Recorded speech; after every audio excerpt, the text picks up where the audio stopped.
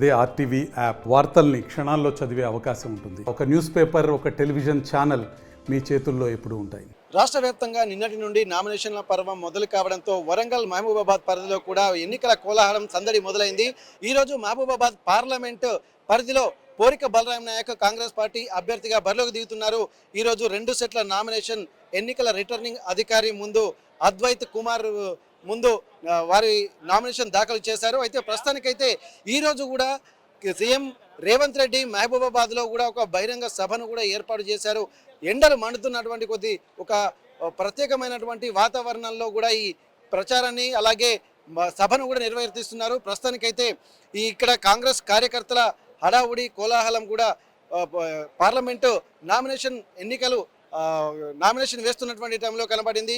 గెలుపుపై కూడా కాంగ్రెస్ పార్టీ ధీమా వ్యక్తం చేస్తుంది. ఇప్పుడిప్పుడే సభ ప్రాంగణానికి కూడా అన్ని ఏర్పాట్లు చేశారు. ఇక్కడ మనం చూస్తున్నాము పార్లమెంటు కాంగ్రెస్ పార్టీ నిర్వహించేటువంటి సభ ప్రాంగణంలో మనం ఉన్నాము. ప్రస్తుతానికైతే ఇక్కడ ఇప్పుడిప్పుడే జనాలు చేరుకుంటున్నారు. వారికి సంబంధించి కూడా ఎండ వేడిమి తాపాన్ని తట్టుకునే విధంగా కూడా ఇక్కడ కొన్ని ఏర్పాటు చేశారు. బహిరంగ సభని అయినప్పటికీ కూడా ఇక్కడ వాతావరణాన్ని దృష్టిలో పెట్టుకొని ఇక్కడ చాలామంది కార్యకర్తలు కూడా ఉండే విధంగా విస్తృతమైనటువంటి ఏర్పాట్లు చేశారు. ప్రస్తుతం మనం చూస్తున్నటువంటి సభ ప్రాంగణంలో ఇక్కడ మనం ఉన్నాము. ఇక్కడ దాదాపు ఒక 5,000 మంది వరకు వచ్చేటువంటి అవకాశం ఉందన్నటువంటి నేపథ్యంలో ఎక్కువగా కూడా ఎండ వేడిమి దృష్టిలో పెట్టుకొని కార్యకర్తలు కూడా ఎక్కువ వచ్చేటువంటి అవకాశం లేదు ప్రస్తుతానికైతే. అయినప్పటికీ కూడా భారీ బహిరంగ సభనే ఏర్పాటు చేశారు. కోలాహలం సందడి ఎలా ఉంటుందో అన్నటువంటి ఒక ఉత్కంఠ కూడా కాంగ్రెస్ కార్యకర్తల్లో కూడా నెలకొంది. ప్రస్తుతానికైతే అన్ని ఏర్పాట్లు చేశారు. మరి కాసేపట్లో ఇప్పుడే మహబూబ్ నగర్ నుండి ఇక్కడ సీఎం రేవంత్ రెడ్డి అక్కడ కార్యక్రమాన్ని ముగించుకొని బయలుదేరుతున్నట్టుగా మనకు ప్రస్తుతానికి సమాచారం అందుతుంది. ఆ కార్యక్రమం దాదాపు హెలికాప్టర్లో ఇక్కడికి చేరుకునే విధంగా అన్ని ఏర్పాట్లు చేయిపోయాయి.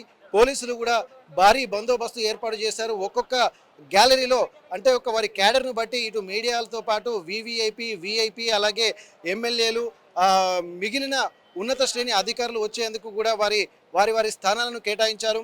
ప్రస్తుతానికి ఎలాంటి అవాంఛనీయ సంఘటనలు జరగకుండా గత రాత్రి నుండే పోలీసులు కూడా పటిష్టమైనటువంటి బందోబస్తు ఏర్పాటు చేశారు.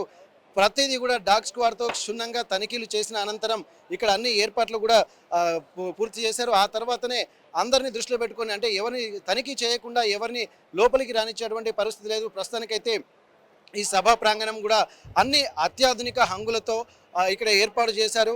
ఈ సభా ప్రాంగణం వేదికగా మహబూబాబాద్ పార్లమెంటు అభ్యర్థిని గెలిపించాలన్నటువంటి ఒక ప్రచారంలో భాగంగా కూడా ముఖ్యమంత్రి రేవంత్ రెడ్డి ఇక్కడికి వస్తున్నటువంటి పరిస్థితి కనిపిస్తుంది. సభా ఏర్పాట్లను కూడా ఎక్కువగా ఒక ఉన్నతమైనటువంటి విధంగా ఏర్పాటు చేశారు. ప్రస్తుతం ఇప్పుడిప్పుడే కాంగ్రెస్ కార్యకర్తలు కూడా చేరుకుంటున్నారు.